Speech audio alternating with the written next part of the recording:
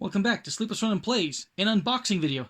Today we're going to unbox the new Pandemic Legacy Season 0. Yes, I'm going to unbox it, but we're not going to reveal any of the hidden contents. Don't worry about that. No spoilers, no spoilers. So we're just going to kind of look and see what the basic components are that are available to players who are just starting the game before we actually dig into the real thing. Besides, I love the Pandemic Legacies. I love legacy games in general. They're so much fun. I mean, I'm a big fan of Gloomhaven and the legacy game for Clank. Didn't really like Seafall all that much. Or honestly, I thought Risk Legacy was kind of awful. Just my opinion. You have to take my word for it. Try it yourself if you want to. But most legacy games I've played, Betrayal, Pandemic, Gloomhaven, have been fantastic. Oh, Charterstone. Charterstone was a lot of fun too. It was a very weird one, but it was so much fun. We bought the refill kit to play it a second time. And of course, I played Pandemic Season 1 twice through with friends, and I played Pandemic Season 2 1.5 times. Unfortunately, the Pandemic cut short our second playthrough. No, that's unfortunate. I was really hoping this would be connected more deeply. So, well, we'll see what this is like. 1962, clock is ticking, and it's a Pandemic Legacy game. I mean, even though it's not really connected to Season 1 or 2, or maybe it will be. It just says they're independent games.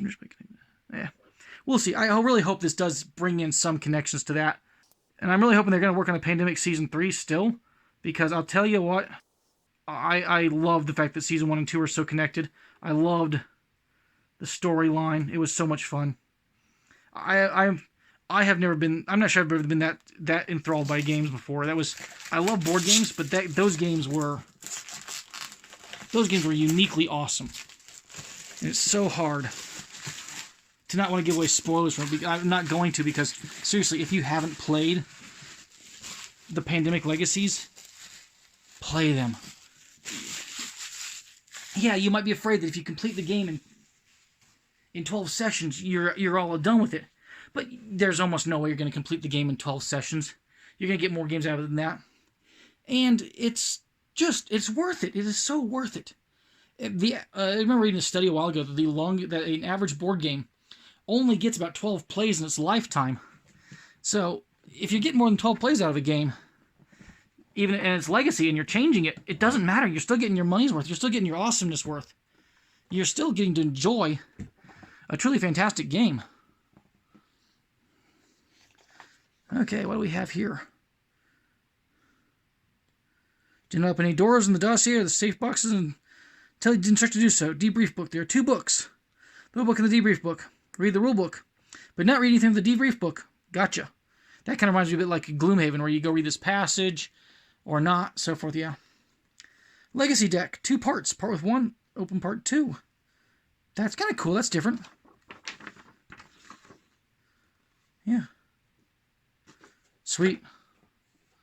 Oh, look at those. Look at those file folders. They made all that. This is giving me like total X-File feels. Maybe Agent Carter feels. I mean, seriously, this just looks so cool. See, I'm wondering if these names are going to be important now.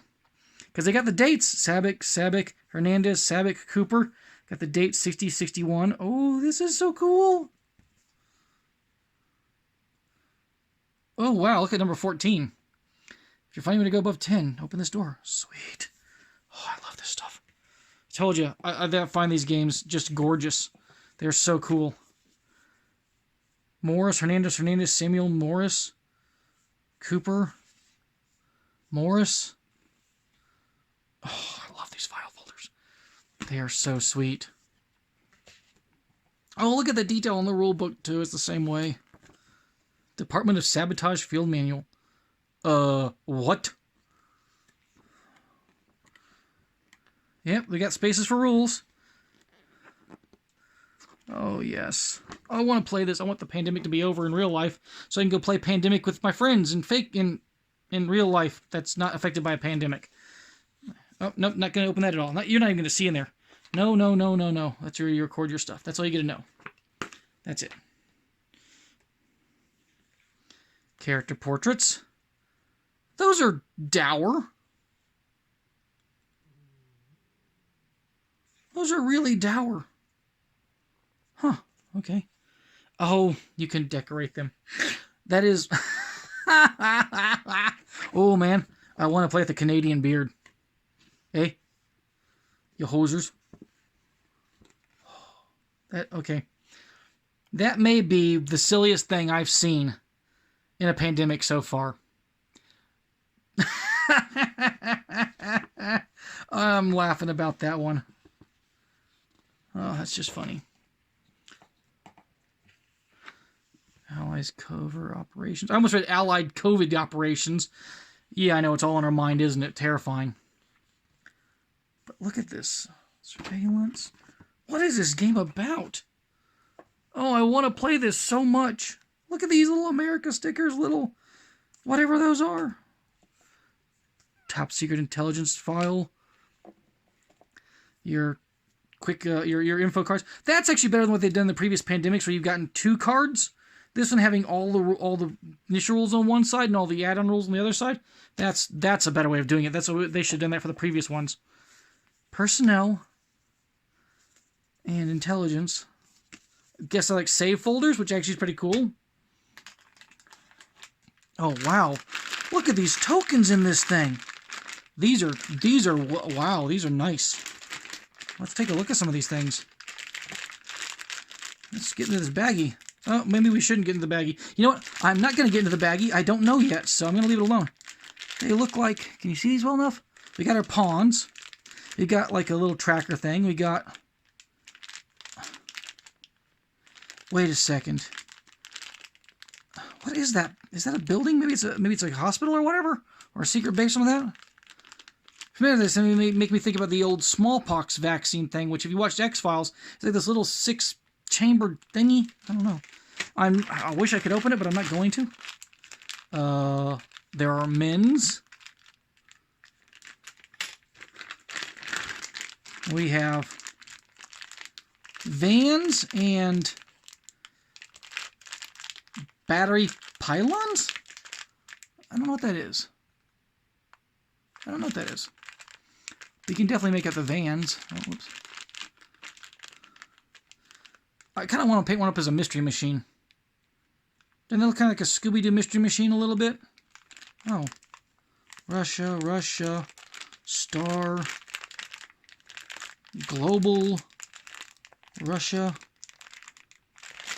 I wonder if this is like more like a spy-based game. I mean, that's entirely possible this could be. But again, I don't know. I haven't even read into this. I'm just showing you the components. And I'm not going to dig into those because it might be important that I don't. I literally, when I'm playing these with friends, I won't go any further until a rule tells me to do stuff, so.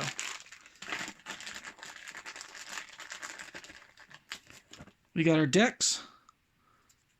The designs are really nice on these. And I'm getting a more spy feel. I'm definitely getting a spy feel from this thing now. Yeah, look at spy guy right there.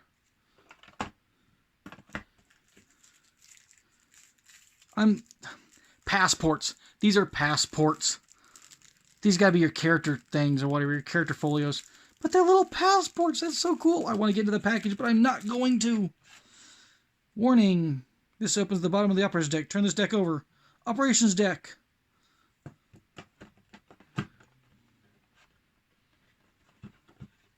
Stop. Part 2. Warning. End of legacy deck. Part 1. Legacy deck. Warning. End of part 1. Warning. Warning. Oh, I love these.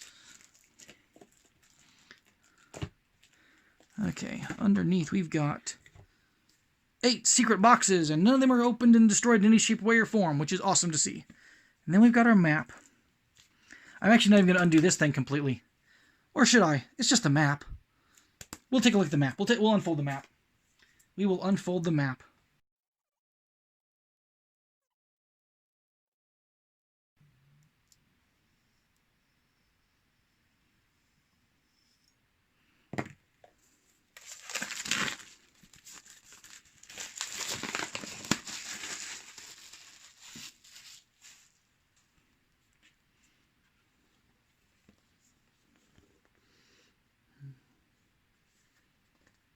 This is a really, really thick board.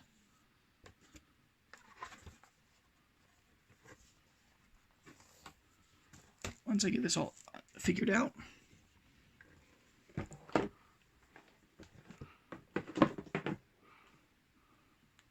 It looks a lot like a previous Pandemic board. We got the big old missions area up there, our instructions, our game end area, our, well, I'd say virus decks, but our virus, spy, whatever decks, protocols, threat levels looks like spies. We've got incidents and incident tokens, surveillance, stuff. We have regions this time, which we had in one of the other Pandemic games, I think, also. Interesting. Got our player turn over in the far corner, which you can't see right now on the screen, so I'll bring that up. You got the player turn. You got the player decks. Cities per affiliation. Oh, I like that they pre-damaged along the divides. That makes it look kind of pretty cool. Like, you know, that's pretty sweet, actually. Those have got to be buildings of some variety, like Secret Service agent headquarters or whatever. I don't know. Goes together really nice. That's a sturdy board. Those are really thick sides. Those are like 2.5, 3 millimeter thick sides of each part of that board. That's nice to see. That's good quality. I wish every single board game was that kind of quality. I mean, a lot of them are pretty close, but that is just really good quality on this thing.